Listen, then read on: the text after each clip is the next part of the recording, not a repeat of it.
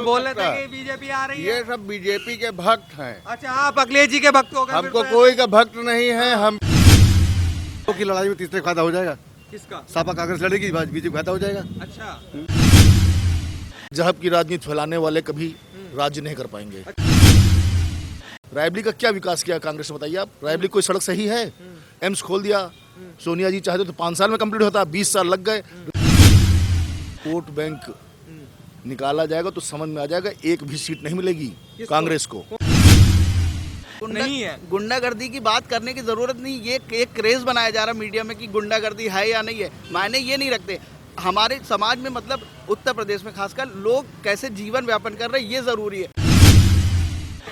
बेरोजगारी की बात ही नहीं कर नहीं, रहे उनके टाइम पर वैकेंसी बहुत निकली थी। अच्छा, हाँ, पूरी तो नहीं हुई कोई। अरे पूरी हुई चाहे नहीं, लेकिन निकली तो वैकेंसी तो निकली है। और आप देख रहे हैं यूथ मीडिया टीवी। 2022 का चुनाव नजदीक है और उसी को लेकर जनता के बीच हम पहुंचे हैं। आज रायबरेली में मौजूद हैं। यहाँ की जनता से पूछेंगे कि 2022 का चुनाव आने वाला है और यहाँ का माहौल क्या है, सरकार के कामकाज से कितना संतुष्ट हैं और या बदलाव चाहते हैं। इन तमाम मुद्दों पर हम बातचीत करेंगे। क्या कहोगे, चुनाव नजदीक है, किसकी सरकार इस बार? बीजेपी सरकार। बीजेपी सरकार। हाँ। अखिलेश जी कह रहे रोक लिया हमने, बीजेपी नहीं आ कर रही। पाएंगे। बीजेपी तो आ ही नहीं रही है। बीजेपी 100% आएगी, ज्यादा सीटों से आएगी। ज्यादा सीट तो आएगी। हाँ। अखिलेश जी कह रहे हैं हमारी सीट आने वाली 350। कतई नहीं आएगी। कतई नहीं आएगी। हाँ, मजहब की राजनीति फैलाने वाले कभी राज्य नहीं कर पाएंगे। अच्छा, कौन करता है? अखिलेश जी करते हैं क्या? विपक्ष पूरा कर रहा है तो कहते हैं कि बीजेपी हिंदू मुस्लिम करती है। ना, कतई नहीं।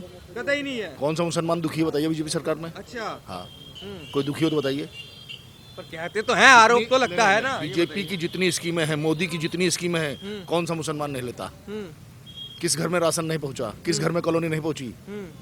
अगर लिस्ट निकाल के देख लिया जाए तो कहीं मुसलमान पीछे नहीं है जिसने बीजेपी गवर्नमेंट से फायदा न लिया हो। तो फिर आरोप क्यों है इन पे? ये तो विपक्ष है, विपक्ष तो राजनीति करेगा ना। ये बताइए, रायबरेली कांग्रेस का गढ़ है। नहीं है सांसद तो ना ना ना, कांग्रेस ये तो की सिर्फ है। ये तो सिर्फ इसलिए कि विपक्ष का एक नेता अच्छा है इसलिए सोनिया जी को वोट दे दिया जाता है। बाकी क्या कुछ नहीं है। रायबरेली का क्या विकास किया कांग्रेस ने, बताइए आप। रायबरेली कोई सड़क सही है? एम्स खोल दिया। सोनिया जी चाहते तो 5 साल में कंप्लीट होता, 20 साल लग गए। रेल कोच में आम आदमी परेशान है, कोई फायदा नहीं। हर रोड पर सोनिया जी ने थोड़ा थोड़ा डाल दिया। किसानों की जमीन महंगी हो गई, किसान न बेच पा रहा है, न खेती कर पा रहा है, सपनों में जी रहा है। इतना बुरा हाल कर रखा है कांग्रेस ने रायबरेली बुरी का। स्थिति है। रायबरेली जनपद के हर घर से एक व्यक्ति सरकारी कर्मचारी होना चाहिए, क्योंकि यहाँ पर कांग्रेस का मुखिया सदा रहा है, मगर रायबरेली से हर घर में एक पैजामा कुर्ता वाला लड़का निकलता है जो दिन भर राजनीति करता है, शाम को घर चला जाता है। ये कांग्रेस ने किया रायबरेली ये में। कांग्रेस ने किया है। हाँ। तो क्या लगता है यहाँ की जनता इस बार किसको देख रही है? पूरे तौर से आप ही बीजेपी के हैं या जनता भी बीजेपी की है यहाँ की? यहाँ पर अगर वोट बैंक निकाला जाएगा तो समझ में आ जाएगा, एक भी सीट नहीं मिलेगी कांग्रेस को। कांग्रेस को। हाँ। अखिलेश जी को। अखिलेश जी की नहीं है, एक आध सीट मिल जाए शायद, मुश्किल से। अच्छा। हाँ। ये तो कहते हैं सरकार बना रहे हैं, आप कह रहे हैं एक सीट मिल जाए मुश्किल से। एक सीट मिल जाए बस। बस। ये तो है, कृषि कानून की बात जो थी पहले, कृषि कानून जो लाई थी सरकार, अब वापस ले रही है। फायदा है, नुकसान है क्या? देखिए, पहली चीज तो इस देश में पहला व्यक्ति ऐसा पैदा हुआ है जिसने कृषि कानून लगाया और सीना खोल कर आके उसने कहा कि मैं देश की जनता से माफी मांगता हूं, क्योंकि देश की जनता में कुछ लोग संतुष्ट नहीं थे, इसलिए उसने माफी देश से मांगी और कृषि कानून वापस ले लिया। ऐसा तो नेता हमने पहली बार देखा। अच्छा, तो विपक्ष तो कहता है मोदी जी की हार हो गई है। कतई नहीं। घर घर योगी, घर घर मोदी, कहाँ कोई है भैया? कहीं कोई नहीं है। कह रहे 56 इंच का जो सीना था मोदी जी का फेल हो गया है विपक्ष के सामने। तो विपक्ष क्यों इतनी राजनीति कर रही है? क्यों है ना जातिवाद की राजनीति कर रही है? आप बताओ ना भाई। आप कहते हैं परशुराम जयंती मनाते हैं, आप है ना ब्राह्मणों के लिए करते हो। ब्राह्मण जहां मारे गए तो वहां पर कोई गया? कोई गया? कोई नहीं गया। तो ये जातवाद की राजनीति खत्म हो चुकी है। खत्म हो चुकी है। क्या भैया किसकी सरकार इस बार? भैया इसमें सरकार जो है आपकी मुलायम सिंह की है, अखिलेश यादव जी की है। अरे भैया तो आपके बोल रहे थे कि बीजेपी आ रही है। ये सब बीजेपी के भक्त हैं। अच्छा, आप अखिलेश जी के भक्त हो गए? हमको कोई का भक्त नहीं है। हम ये जो इंटरपोल का जो रिजल्ट आ रहा है, आप लोग टीवी पे बैठ के देखिए। उसमें जो वहाँ है तो बीजेपी सरकार बना रही है। बीजेपी नहीं बना रही है, यही तो आप लोगों की भूल है। अच्छा। और जो ये बता रहे एग्जिट पोल भी कह रहा हाँ। कृषि कानून जो वापस लिया गया है, इलेक्शन जब आता है नजदीक तो सारे नहीं, विपक्ष की तो मांग थी कि कृषि कानून वापस हो जाए, वो मोदी जी ने ले लिए वापस, तो अब तो विपक्ष तो खुश हो जाना चाहिए ना। जब 2 महीने के बाद इलेक्शन है तब वापस ले रहे हैं, ये मतलब कौन सी अभी बात गलती कर दी उन्होंने। है? ना वो तो उनको लेना ही था, वही सब इसीलिए तो 10 रुपए 12 रुपए पेट्रोल कम कर दिया। इलेक्शन नजदीक है, इलेक्शन हो जाने दीजिए, अगर बीजेपी की सरकार आ गई तो देखिएगा कहाँ जा रहा है पेट्रोल। अच्छा, तो कांग्रेस के राज्य में भी तो पेट्रोल महंगा है, ये तो जनता कहती है, अभी कम नहीं किया है। साल भर में 70 रुपए से 105 रुपए पहुंच गया पेट्रोल, अच्छा साल भर के अंदर आप लोग हाँ। देख लीजिए। हाँ, कांग्रेस ने अभी भी अपने राज्यों में कम नहीं किया पेट्रोल। जनता तो कहती है कि राजस्थान में पेट्रोल कम नहीं है।